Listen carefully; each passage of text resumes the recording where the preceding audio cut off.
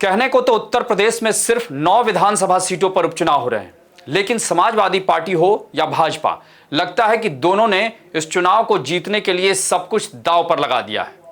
दोनों में आमने सामने का मुकाबला तो है ही।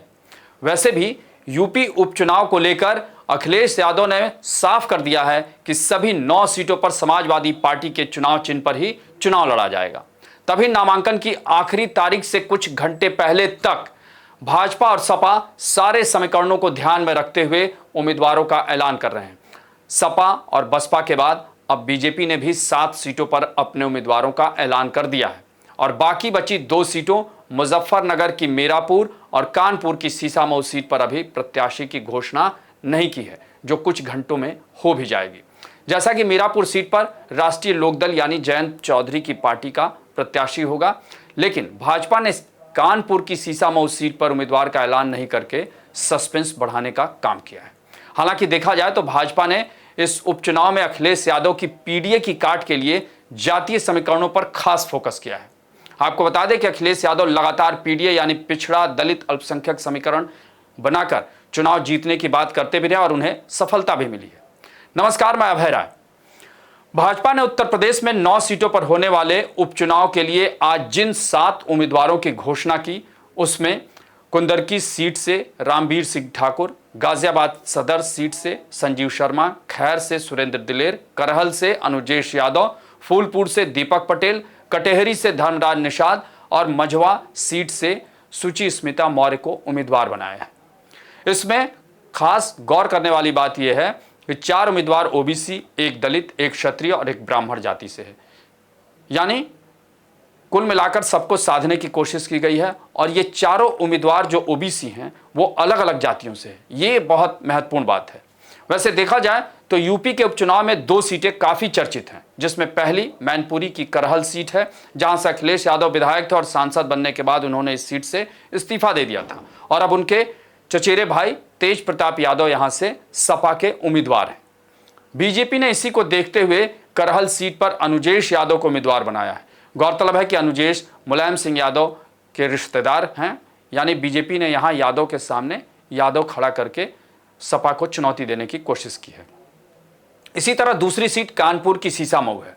सपा के इरफान सोलंकी जो सजायाफ्ता होने के बाद ये अयोग्य हो गए थे, सपा ने यहां उनकी पत्नी नसीम सोलंकी को टिकट दिया है, लेकिन बीजेपी ने अभी यहां से उम्मीदवार नहीं उतारकर सस्पेंस बढ़ा दिया है।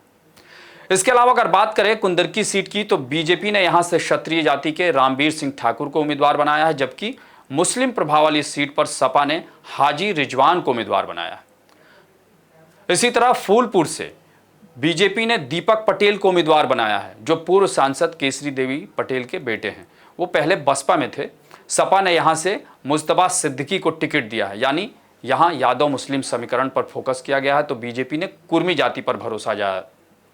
और आपको यह भी बता दें कि फूलपुर सीट पर कुर्मियों का दबदबा माना जाता है। इसी तरह बीजेपी ने मिर्जापुर के मझवा सीट पर पूर्व विधायक सुचि स्मिता मौर्य को प्रत्याशी बनाया है। विधानसभा चुनाव 2022 में मझवा सीट निषाद पार्टी के कोटे में थी, वो एनडीए में है।